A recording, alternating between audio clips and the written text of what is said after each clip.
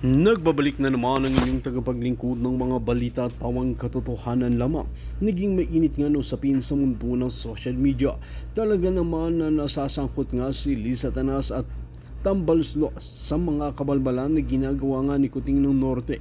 Ngayon nga ay sinampahan na ng Korte Suprema ang dalawang ito at paaaminin sa kanilang mga kabalbalan at nagiging parte nga sa plano ni Kuting ng Norte. Dagdag nga ng maraming netizen na kailangan talagang mag-imbestiga ng otoridad ng mga judges at sana ay maging patas ang paglilitis na ito at hindi na naman sila tatanggap ng mga suhol. Ang nakakalungkot kasi na katotohanan sa ating bansa mga kaibigan, marami pa rin mga judges sa ating bansa na tumatanggap ng suhol na kahit mali ay talagang ginagawa nilang tama. Kaya naman nagiging bulok at pinagtatawanan ang bansa natin dahil sa mga politiko na ito. Ngayon nga ay maraming nagpromise ng mga otoridad at mga judges na magiging patas sila at hindi nga sila tatanggap ng suhol at paiiralin nila ang batas ng Pilipinas. Kaya naman maraming natuwa at sinuportahan ang mga judges na ito. Ang tanging kahilingan ng taong bayan ay sana protektahan ng may kapal ang mga judges na ito at hindi nila kitil ang buhay nila gaya ng ginagawa nila sa kanilang mga katunggali. While mga kaibigan, para nga sa karagdagang impormasyon, panoorin nga natin ang buong video. At kung bago ka lamang sa akin channel, huwag kalimutan i-click ang subscribe button at notification bell para lagi kang updated sa ating mga bagong video. At para sa solid viewers natin dyan, maraming salamat sa walang sawang pagsuporta. The first place, sinungaling ka. Inamin mo mismo na nag-TNT ka, which is we don't buy that, di ba? Yung mga dokumento and everything na lumabas, hindi mo pinasinungalingan. Now, panibago na naman na may nabili daw kayong mag-asawa na 1.5 million. Actually, dokumentado yan. I-google nyo, Erich Sylvester Tulfo. Yun nga lang, ang nakapangalan sa kanyang sa property ay yung babae. The question is, ilan kaya ang anak niya dito sa babaeng ito? I don't know kasi hindi ko naman sila kilala.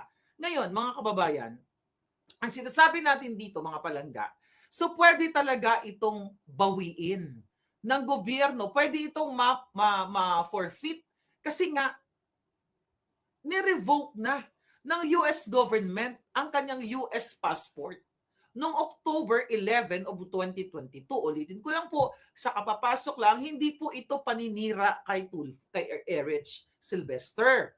Kasi ang paninira po ay mga kasinungalingan. Gagawa ka ng kwento, malisyoso, gusto mong sirain yung tao. Si Erich Sylvester po ay gustong tumakbong senador. Ano po ba ang trabaho ng senador? Sila ay nagbabalangkas ng mga batas, nagpapanukala para sa kabutihan ng mamamayang Pilipino. Paano magbabalangkas? Paano magda-draft, okay, o magka-craft ng batas ang isang senador na kung maging senador siya, ang katulad ni Erich Sylvester na number 1, umamin na siya ay nag-TNT. Kaso po yan, may kapasura, illegal yung ginawa niya. Naglabag siya ng batas. Siya gagawa ng batas, tapos siya mismo, gina-justify niya na parang okay lang kasi binuhay ko yung mga anak ko, 10 yan sila tol, naku, nagtrabaho kong janitor, na ganito, ganyan. Kung ganyan ang reasoning na naratibo o reasoning na susundan natin kay Erwin Tulfo, so okay lang pala na yung mga magnanakaw na mga petty thieves, yung nagnanakaw ng sardinas, nagnakaw ng ulam, ng something, ng bigas, para makakain, actually yan yung mga kawawa eh. 'Di ba? Tapos kinukulong yan sa Pilipinas. Sir, pasensya. 'Di ba ganun ang mga reasoning? Kasi po wala po kasing pagkain yung anak ko kaya naano ko po nagnakaw ako, ganyan. Kinakastigo pa nga ng pulis yan eh. Kung ako pulis, pakakawalan ko na yan, bibigyan ko lang ng warning. Petty crime lang yan eh. At bakit sila nagkakaganyan? Parang katulad dito sa Amerika, mas malaki. 900, parang tinaasan yata, 900, bago mag-eleksyon, 950 US dollars, yung tinatawag na petty crimes, is it crime? Na yung ninakaw nila, yung mga thieves, 'di ba, sa mga mall, 'di ba, pag nagnakaw ka ng 900 below, nako, report ka lang, palalabasin ka rin ng mga pulis. 'Di ba, sa atin 3 sardinas, 5 kilong bigas, kinukulong na, kinakastigo pa sa presinto, sa kulungan eh. Pero si Erich Sylvester, okay lang kasi kasi tulfo siya. So, okay lang na, ay pagbigyan na natin, ikaw maharlika. Ano ka kasi, dilaan ka gid nga babayi. Dakdak ka ng dakdak, nainggit naman, presidente ka kaya. Umuwi ka kaya, ibenta mo kaya yung ano mo, yung bahay mo. Sabi ni Erich, ikaw pala according to our source, ikaw pala ang bumili together with your wife na CNA na kumikita lamang ng barya dito sa Amerika, na hirap din sa, hirap na hirap. Nurses nga dito, kahit nurses, hirap na hirap hello. Tapos kayo, meron kayong 1.5 million cold cash? Tapos bakit ako magbenta? Wala nga ako ibibenta. Ang sabihin mo, mayamang afam na ano ba sabi niya? Na may property. Wala nga akong maibenta. Mag-google ka dyan kung may makikita ka. Diba? Mag-google ka kung nagbili ako ng cash ng 1 million. Ay, bigyan ko. Right on your fingertips. Huwag ka magpakalat ng kasinungalingan na ako pa ngayon ang may property. Alam ng taong bayan dito na wala akong ganyang yaman. Payak lang ang buhay namin dito. We live day by day. Day by day. Da da da da da da da da da da da da. O, di ba? Napakanta pala ko tuloy. But anyway, ikaw ang magbenta. Kayo yung bumili ng asawa mo May picture kayo, sweetie pie. Di ba? Wala nga siya dun sa di ba? Yung sinabi ko pangalan, lalabas sa mga pangalan yan. Ikaw pala yung may 1.6 na ngayon, nagtaas na yung value. Actually, isa yan sa mga gusto naming puntahan na place ng mga friends ko. Bibili kami ng rancho dyan, Porter Ranch. Kasi wala kaming perang katulad mo na kayang bumili ng cold cash. Kaya doon lang kami sa mga bundok-bundok, may nakita kami ng mga friends ko na gusto kasi namin mag-farming. Ganyan. May nakita kami, 5 acres ba yon? Hindi ko na sabihin ang lugar. Diba? Out of state. Okay? $40,000 lang. Sabi ko, pwede natin pagtulungan. $40,000 1.5 million, wala ako niyan. Erwin, ikaw ngayon, ibalik ko ngayon sa'yo, ikaw magbenta. Ibenta nyo kasi 1.6 na ngayon ang value ng bahay mo at itulong mo sa Pilipino. Di ba? Kasi nagpadukot-dukot ka dyan ng 2,000 pesos, ibigay sa mga manonood, chuchu-chuchu. Kita mo? Ako pinagbintangan mong mayaman. Di ba? Pwede ko nang sakyan yan nayaman-yamanan, pero I cannot fake myself na may pera ako, na mayaman ako, na hindi naman ako mayaman. I'm just enjoying my life. Okay? Hindi ako nagnanakaw at wala akong biniling property na 1.5 million cash like you, according to our source, at iyong wife na CNA. Ang dami mo kasi, hindi natin mapinpoint kung sino sa asawa. Di ba? Ang dami mong asawa, kaya mahirap na ipakita ko dito, baka mali pala yung maipakita natin. Pero based on sa record, mga palaga, public record kasi ito. At supported with the pictures. Bumili talaga itong kanyang CNA na wife dito sa Amerika ng 1.5 million. So ibenta mo na ngayon yan, ibabalik ko ngayon sa'yo. Kasi ako, kahit pigain mo yung kipay ko, wala akong maibibentang 1.6 million na halaga ng bahay. Okay? Wala akong property. Okay? Wala rin akong kotse. Pinagbibigay ko na. I'm serious. Binigay ko na sa kanila. May property man ako, maliliit lang na bagay, inyo na yan. We only live once. Pinaghati-hati ko na sila, inyo na yan. I don't need money. Kahit sa bukid No, I need money pala. Kaya sa bukid, pwede akong tumira Magtanim na, kaya nga out of state kami Kami nila Bell, shout out, Rainy Bell, Noily, si Letet, di kasali, wala kasi siya sa group, kaya hindi kayo kasali sa aming rancho. Rancho na worth $40,000, kaya namin yan.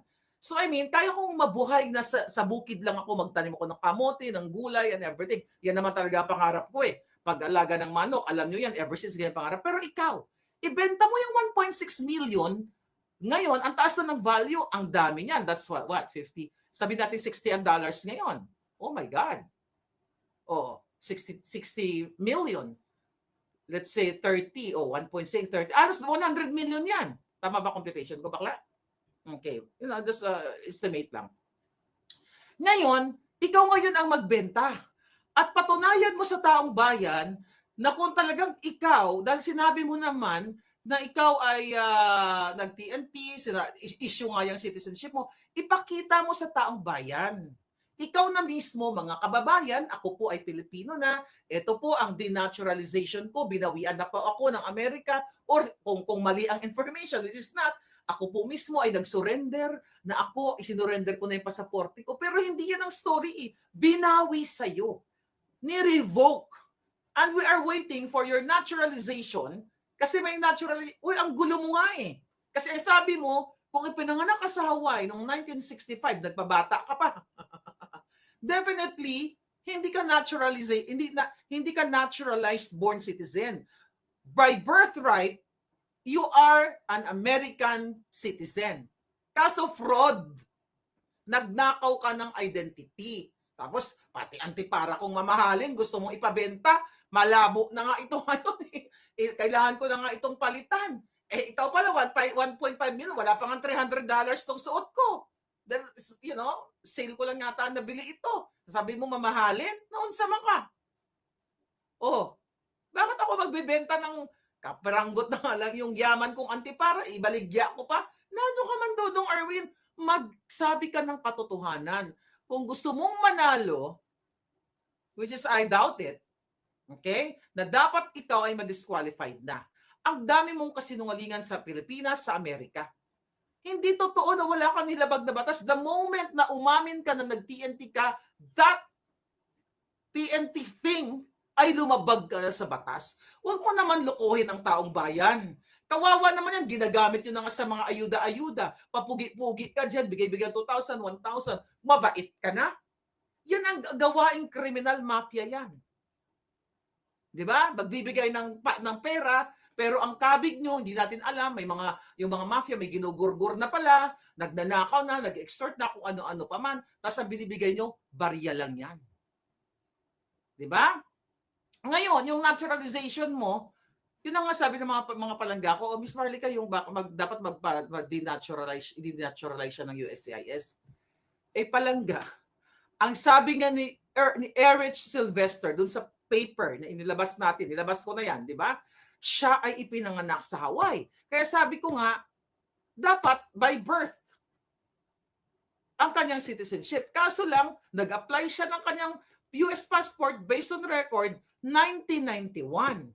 Ipinanganak siya 1965, nagpabata siya ng 2 years. Kasi originally, ang birthday niya pala is what do you call it? August of 1963. Tapos ilagay niya sa Hawaii December of 1965. Nagpabata naman si Dudong, na naman ka. So ngayon, ipakita mo sa taong bayan by, kung talagang ikaw ay totoo sa mamamayang Pilipino, dahil yan yung mga press release mo, Number 1, ibenta mo yung 1.6 million mong bahay dito together with your CNA wife na gusto mo sweldo lang ng $20 or more. Sabi mo ng 20 to 30, lakihan na natin ang sweldo ng CNA. Pero nakabili kayo ng cash na bahay, that's putang inang imposible yan. Huwag tayong maglokohan. Diba? Dahil ako, malaki pa kinikita ako dyan sa, ayoko lang magyabang pero wala akong pera. Dahil malaki rin ang expenses ko. Kulang pa nga, negative pa nga, na-overdraft pa nga ako. That's real. Nagugulat na ako. By the way, na ako kanina, nag-dispute na ako, kasi na-overdraft ako dun sa isa kong account. Dalawang tinarge ako 35. Isa William Sonoma, yung isa vintage something. Di naman ako recently, di naman ako pumunta sa vintage store. So, $70. Sabi ko, i-reverse yung dalawang, kasi business yung account ko, walang laman, nakakaya naman. Kung naman nakakaya, ba't ka naman mahiya? Wala ka naman talagang pera, Marlica. So sabi ko, reverse mo yung dalawang $10 at chinarge nyo, Sabi ko, ganon. So, reverse. So, right now, I have 75 plus 10. So, I have $95 back to my account. You know what I mean? Tapos ikaw, Erwin, sabihin mo, ako'y mayaman, ibenta ko. Sabi ko nga, sana nga totoo eh. Kaya nga, pinagdadasal ko sa Diyos na magdilang anghel ka. Ngayon, ang eksena dito, Erwin, o Erich, okay? I hope talagang tuluyan ka talaga ng US government. Dapat talaga, imbestigahan ka ng US Immigration, yun nga, USCIS, di ba? ICE, lahat, dapat gawin yan. At ito, chain reaction ito. Kasi mga kababayan, kung ang asawa niya na bumili ng 1.5 million na halaga ng bahay na cash, hindi kasi natin alam dahil nga sinungaling si Erich eh. Kung ang asawa niyang si S, di ba, si Mrs. Sylvester Tulfo, okay, si Mrs. Erich Sylvester Tulfo ay nakuha niya kay Erwin, o kay Erich pala, kay Erich Sylvester, ang kanyang citizenship, kalaboso din to.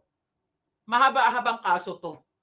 Hindi to ganon-ganon na lang. Mahaba-habang kaso to. Maaapektuhan to yung asawa, and even yung binili nilang cold cash na bahay na 1.5 million, pwede ma-forfeit to. Pag napatunayan na itong perang to galing sa Pilipinas, kung ito'y mapatunayan na ninanakaw sa Kaban ng Bayan. But this was 2021.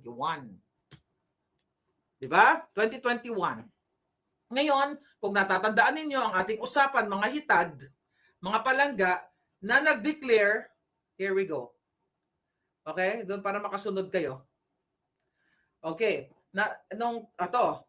Net worth niya, tika muna, titignan ko. Nag-declare si Erich ng kanyang net worth na noong December 31, 2021 ng 224 million. Tignan ko lang dito sa dokumento natin. Okay, 224 million ang dineclare niya noong 2021. Pero dito sa dokumento, kailan ba ito binili yung bahay? Okay, saan yun? Okay. Binili nila ang bahay, again, magkasabay. December 20.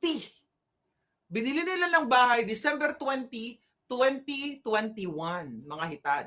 So binili ang bahay sa Porter Ranch, December 20, 2021 sa cold cash na 1.5 million. Tapos at the same time, December 2021, nag-declare si Erich Sylvester ng 224 million. Minsan nagkakamali ako sa million ng thousand, understood na yon. Alam niyo naman, minsan slip of the tongue. Okay? Or bangag-bangag lang sa kape. Alright, so 224 million ang dineclare niya. We're talking pesos kasi yung Amerika to. And yung net worth niya, nung July of 2022, nung si Bangag na nakapasok na na-appoint na si Bangag dito, na-appoint na si Erich Sylvester dito, even though hawak pa rin niya ang kanyang US passport. Fraud or fake US citizen pa siya during this time, 211 million. So, nawala yung 13 million. So, hindi natin alam kung saan na ginastos. And again, ulitin natin na based sa kanyang SALN nung final niya nung June 2022, mga palangga, ay final niya na 4 million lang ang kanyang declared assets. Kaya nga, saan nanggaling yung 224? Kung ang declared assets niya, ang kanyang dineclare sa BIR ay 4 million, saan? Imagine mo 220 million. Saan niya to kinuha? Kung titignan mo, dapat kung yung cash na binayad niya sa Amerika, let's say for example, kinuha niya dan sa SALN, declared SALN niya dito, 224, edi sana naging 100 plus na lang to million. Kasi the 1.6 is like almost sa value ngayon ng US and dollar and peso, it's like halos 100 million na if you talk about $60 pesos per dollar versus $1. Anyway, mga hitad, mga palanggang. Erich. So ngayon, paano mo, ang katanungan ko kasi, paano mo kaya na i-transport ang pera kung ito ay pera ninyo, ito ay ninyong mag-asawa? Kasi there's no way, walang bobo na maniniwala na ang isang CNA ay makakalikom ng 1.5 million. I just don't know kung gaano ba siya katagal dito. Hindi ko alam yung background ng girl.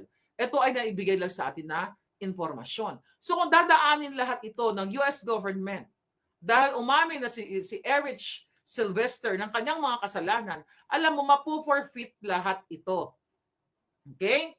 Ngayon, magpadala kaya tayo ng sulat? Pero alam na kasi ng US State Department na ito, wala na akong intervention dito. And this is not my job to do sulat-sulat. Kasi na-revoke na ito ni US Embassy ng US Department.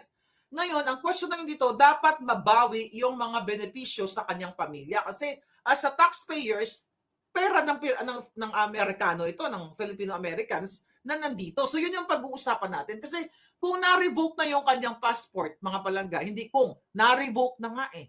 Di ba? Dapat lahat ng kanyang benepisyo ay putol na. Mapa-SSS, na pag-usapan na natin ito, mapa-military, kung ano pa, mga kaletsyang, mga benepisyo niya, dapat putol lahat ito. Kasi kung sa fraud niya, fraud lahat, ang kanyang ginawa. Damay dito, na pag-usapan natin noong nakaraan, di ba? Mga anak lang. And now, nakalimutan ko banggitin kasi parang nabanggit ko na rin yata, yung mga asawa o asawa, ilang kaya inasawa niya and everything. Di ba? Oh. Kaya yung mga property sa Amerika katulad dito na binili nilang cash, which is ulit-ulitin natin, di ba? 1.5 million US dollar cash. Tapos gumamit sila ng identity ng iba. Sabi ko nga, pwede itong bawiin sa kanila. Pwede itong i-forfeit ng American or US government. At ang kanyang asawa o mga anak, depende nga. Sabi ko, kung ipinanganak ang anak nila dito, hindi na mababawi yun. Mahirapan, alis, hindi mababawi yun. Pero yung asawa, mga palangga, pwede din magkaroon ng kaso, mga civil cases or criminal, ayon sa US immigration law. Kasi umamin si tawag dito, ang namin niya pala, pagiging TNT daw niya. Hindi pa siya umamin na siya ay nagnakaw ng identity. Pero ang US government mismo, ang embassy mismo, ang nag-revoke ng kanyang passport, which is nga, doon sa documents na ipinakita ko sa inyo. Pwede talaga silang makulong. Kaya sabi ko sa inyo, baka 300 years pa yan, pwede makulong si Erich Sylvester kung ito talaga isususugin siya ng gobyerno ng Amerika, kung siya talaga ay, mayroon talagang magtutok sa kanyang kaso.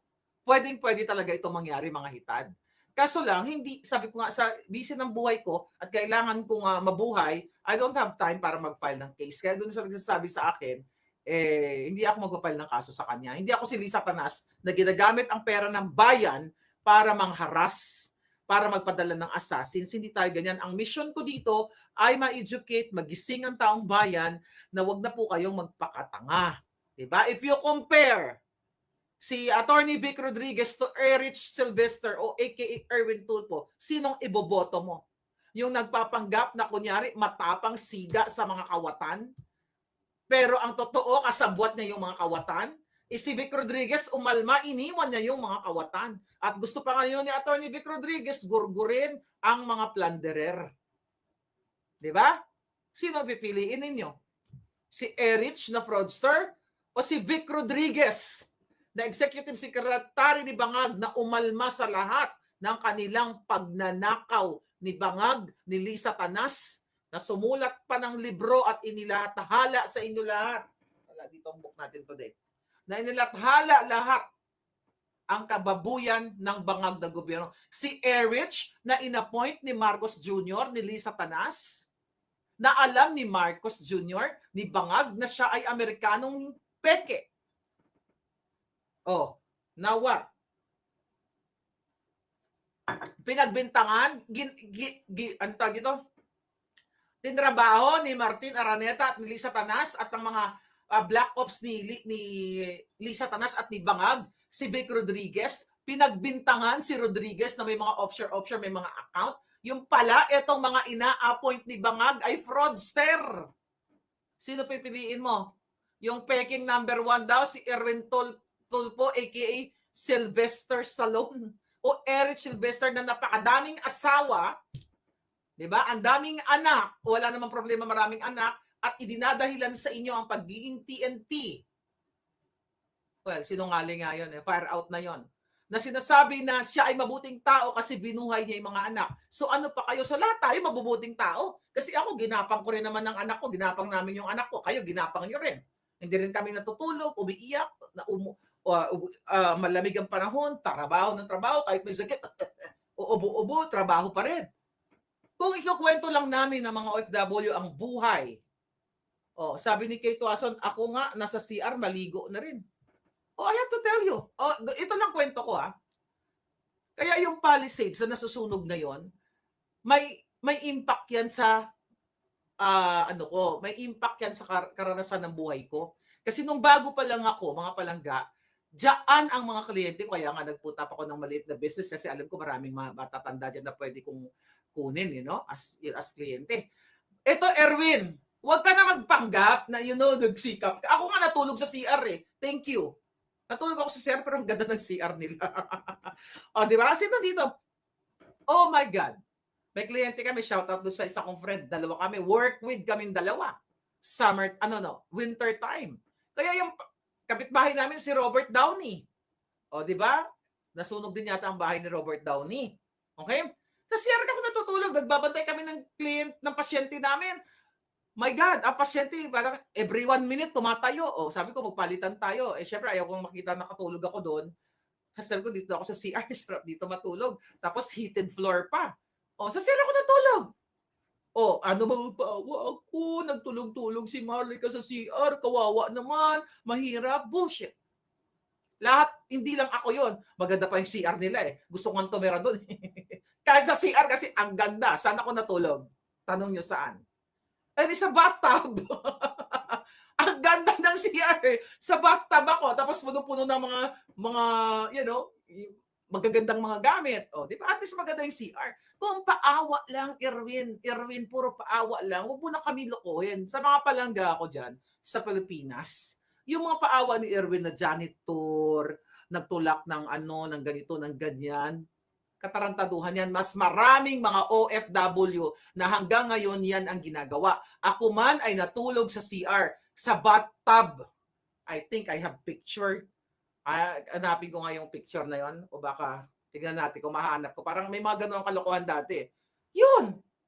O ano, maawa kayo sa akin, kaluluoy naman si Inday Marlica, nagtulog-tulog, patawarin na lang natin kasi si Inday na Marlica nangawat ng ganito-ganyan. Patatawarin na lang ba natin kasi nag-TNT o nagtulog ka sa, nag-janitor ka kasi binuhay mo yung anak mo kung ikaw ay kawatan o kung ano pa man? Anong kadyatahan yan? Masarap kaya matulog sa bathtub. O kapitbahay namin si Robert Downey ha. Nasunog din yata, hindi ata stalk ko nga si Robert Downey. That's true. Ganda ng bahay na yun ni Tad. O, tignan natin. Baka meron tayong puting ahas na nag-i-emote dyan. Kaya dapat talaga magkaroon tayo ng G-tie. Gurgur. Sabi ni Kalibang, sa kusina sa sahig katabi ng microwave. O, di ba? O, if that is true, big time. Oo. Yes. Kwarto ko, tinabunan ng damo, sabi ni Ivy Pickup. You know, yung mga kwento natin na mga OFW, di ba? Ako nga natutulog sa couch, $150 ang bayad. Gusto mo kwentong ganyan? Hindi mo nga inelaborate eh. Ako kukwento ko. Natulog ako sa couch sa kaibigan ko. Sa couch na lang yun ha, $150 kada buwan. Pero saglit lang naman yun. Okay, hindi naman ako forever na ganun. Kaya nga nagsumikap na ako. Talolo. Ay naman si Inday. Pordoy pa rin, Erwin. Galalaw, ay naman si Inday Marlica hanggang ngayon walang 1.5 million. Ay nako, but you know, kung pumayag lang nga ako na maging kasabwat ni Lisa Tanas, my God, you think pinagsisihan ko na wala akong 1.5 million na nakaw sa Kaban ng Bayan? Never. Happy ako kahit wala akong 1.5 million. Diba? Happy tayo. Ang importante, hindi ako matutulog na ang tinitignan ko lahat ay galing sa nakaw. Pag bago mo pikit ang mata mo, pagkita mo, alam mo, ay, yung mga gamit na yan, mga damit na yan, ninakaw. Nagkaroon ka ng ganyan kasi magnanakaw ka sa gobyerno o mafia ka, urwat. At is pipikit ang mga mata ko na masasabi ko na ni piso wala akong ninakaw sa mga kababayan ko. Ikaw, Erich, ibalik mo ang sweldo simula nung inappoint ka ni Bangag noong May na ikaw ay may hawak na blue passport pa, Amerikano ka pa, May, June, July, August, September, October, November. Okay? Ibalik mo yun. Ang pera, kung ano man, dahil pera yun ng taong bayan, niloko mo ang Pilipino. Hindi ito paninira. Ano ang mapapala ko kung sisirain kita? Ikaw nga naninira sa akin eh. Sabi mo, mayaman ako, di naman pala. Diyos ko po. Oh, sinabi mo, ang antipara ko mamahalin. Oh, jutang ginemis yan. Sabi ni Marites Ramos, OFW din po ako, kuskus sa umaga, teacher sa hapon. Ganun talaga pag gusto malaki ang kita, tapos kapilang at tinapay ang lunch. Yes! Totoo yan talaga. Oh, ako nga na dating ko dito sa Amerika, di ba? Siyempre, nagsisimula ka pa lang, tindera. Di ba kanawento ko na sa inyo, Senyor, to gusto churros. Ganon ako. May mga tip akong $5, $3. Ang saya kaya, Senyor, mi amor. Minsan napatingin sa akin yung mga asawa. pinagsasabi itong babae ko, "Mi amor, tu gusto delicioso." Actually, natatawa sila sa akin. You know, ganun naman talaga pag pumunta ka sa ibang bansa. Unless pagdating mo dito, ano ka na, green card ka na right away or, pinanganak ka dito, ibang istorya yon. But if you talk about paawa-awa, kaya ko magpaawa-awa, kapalangga, pahinga naman ng pera, kaluoy man si Inday. But I don't do that. Sabi ni Nancy Trinidad, ako nga, 3 jobs, accounting clerk. Gising na naman to si Palangga. Ito, mahirap din to sa buhay sa Pilipinas ang eksena. Grabe din ang kwento. Ano sabi niya? Sabi ni Palangga, nawala na yung message mo. Ako nga, 3 jobs, accounting clerk, 8 to 5, Pep Boys, cashier, 6 to 10, Sharon, caregiver, Friday night to Monday morning, Nora Honor at Chay daw siya, on call, taga-laundry at taga-tiglop ng damit ng mga alta kong kaibigan habang nagdi-disco electric washer dryer naman puno pa ng kakanin, trunk ng kotse ko. Totoo yun. I know that your story, talaga nagtitinda and everything. Kaya wag mo sasabihin, nagpaaral ako sa mga anak. Ako di naman nagpaaral eh. So, ibig sabihin, ay nako Erwin, ikaw ang magbenta